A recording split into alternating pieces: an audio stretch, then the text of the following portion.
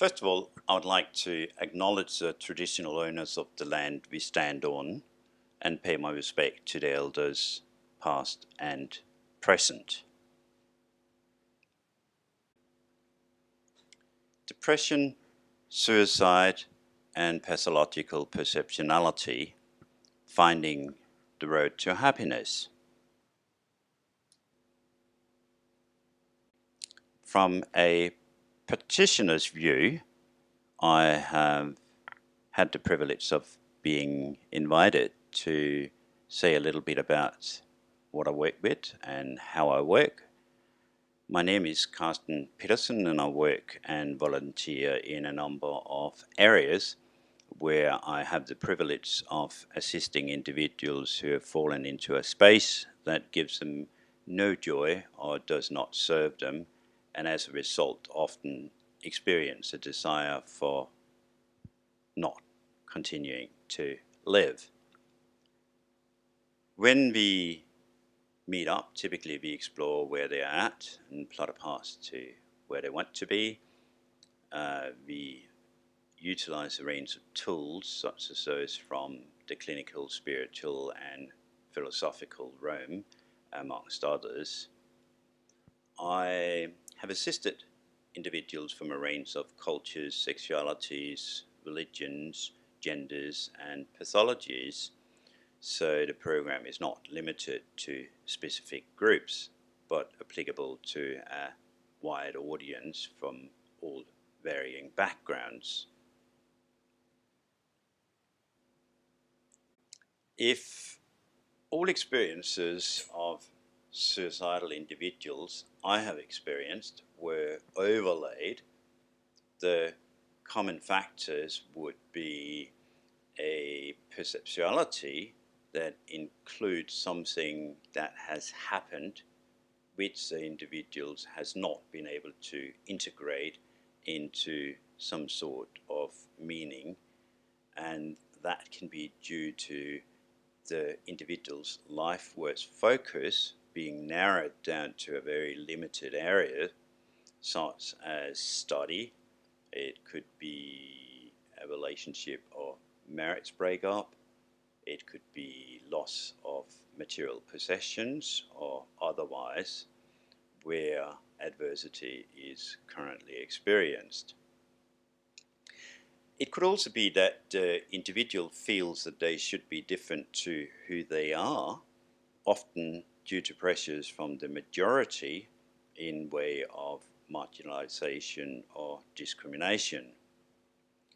The individual may not understand their current mental experience, or there could be a general lack of feeling loved, accepted, and no belonging. It could also be the genetic and transgenerational epigenetic inheritance from any of the above.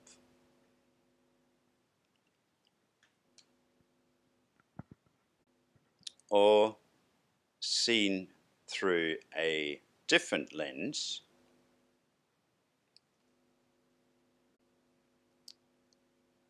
what is a natural balance? It could say that most things in nature have a natural balance.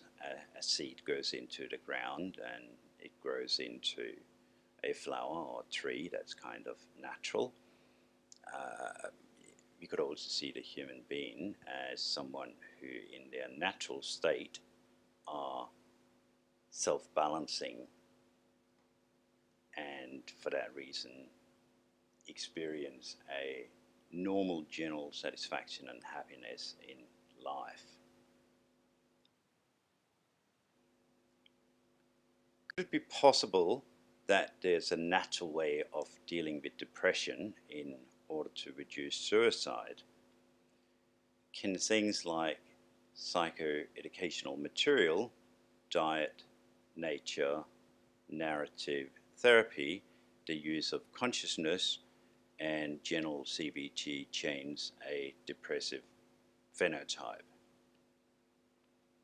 I would like to highlight again that I'm talking about my own views and experiences, and I'm naturally not an expert.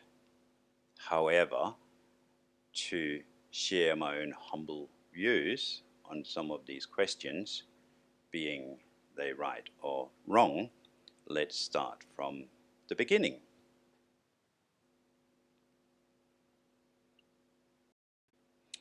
Once upon a time, our human predecessors lived a very simple life. They had limited ability to think. They had limited outside stimulation. They had limited outside pollution such as religion, education, materialism, politics, media, world communication, to mention a few. And it could be hypothesized that the sense of purpose and meaning of life would have come from mainly intrinsic factors. It could also be hypothesized that a relative substantial amount of time would have been spent in solitude. I find, in particular with younger clients, that when it comes to things like solitude and cutting one off from the outside stimulation, that is very much a rarity.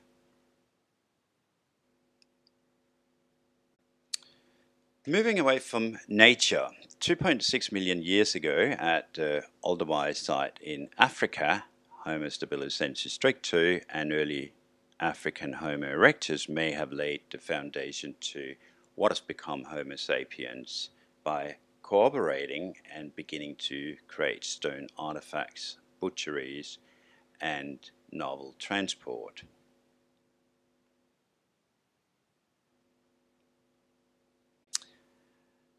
It could be hypothesized that when social learning started, sameness may have begun to erode. Social learning being learning from one another, and also seen as a product of how a person thinks and processes information.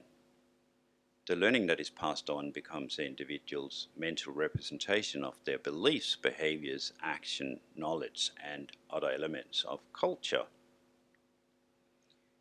In short, it may have started with one reality or unity. However, evolution and social learning may have turned this reality into a perceptionality that consists of many different religions, educational levels, and of course social media influences such as those from Instagram and Facebook and the likes. This would have created a multitudinous version of the right way, where the lack of theory of mind and general ignorance is ubiquitous. So, what is my point? My point on my question is, could some factors to decreasing suicidality and increasing happiness be found by going back to basics?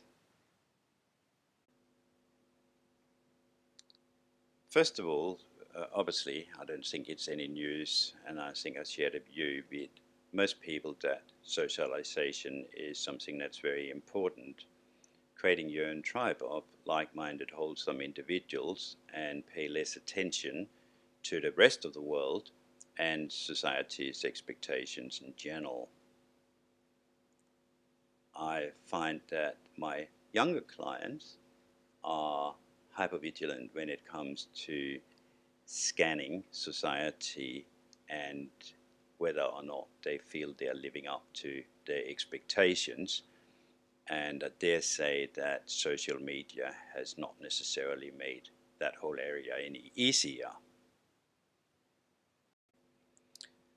Secondly, having a clear purpose in life.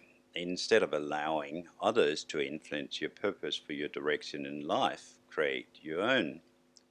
Take charge of your destiny. I personally love the Japanese concept of ikigai. Ikigai could be said to be the reason to get out of bed in the morning, and it could also be broken down to what you love, what you're good at, what you can be paid for, and what the world needs.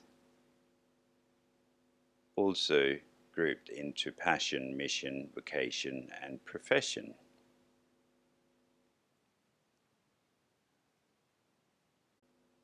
Back to nature. A natural diet, a Mediterranean diet, may be the optimal for mental and physical well-being.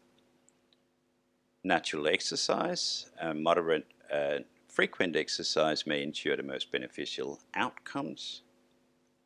Time in nature and a good solid dose of solitude to enhance one's contentment. Then, of course, there are the links between the concept of consciousness and suicide. However, that is a whole other chapter that would probably take hours to discuss. So, is there an evidence base? There appears to be certain pockets of population where depression rates and suicide are led to be close to zero, and at the same locations cardiovascular disease and diabetes are extremely low. In addition to this, they see a dementia rate 75% lower than what is experienced in America. Both Sardinia and Okinawa are two such places, and they also count the highest level of both male and female longevity. What I find very interesting about these places are the fact that to some extent they are geographically and or historically isolated, so they're very likely not to have experienced the same level of evolution as maybe other places have. When it comes to getting back to nature, I think the Philadelphia Greening Project is very interesting. For the ones who's not familiar with it, a greening up project that was run in Philadelphia, and as a result they experienced a 68% drop in depression rates for the residents living in close proximity to the greened up areas. The power of understanding. Some of the solid evidence material in the area I see as a report on mental health amongst youth in Denmark, which they had some fantastic results with, and also the Open Dialogue project in Finland. They may both be powerful evidence for the positive influence of which understanding and psychoeducational measures can have. Perceptionality.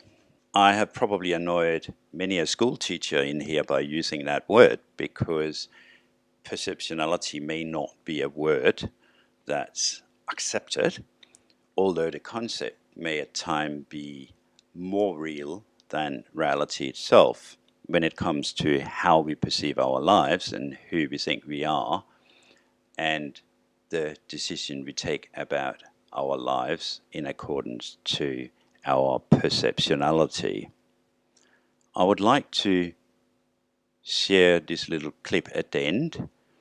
Some of you may have heard about the girl in question who grew up in the Ukraine and was accidentally left to live with the dogs. And I dare say her perceptionality was very different to the reality, and give a pretty good insight into the power of perceptionality.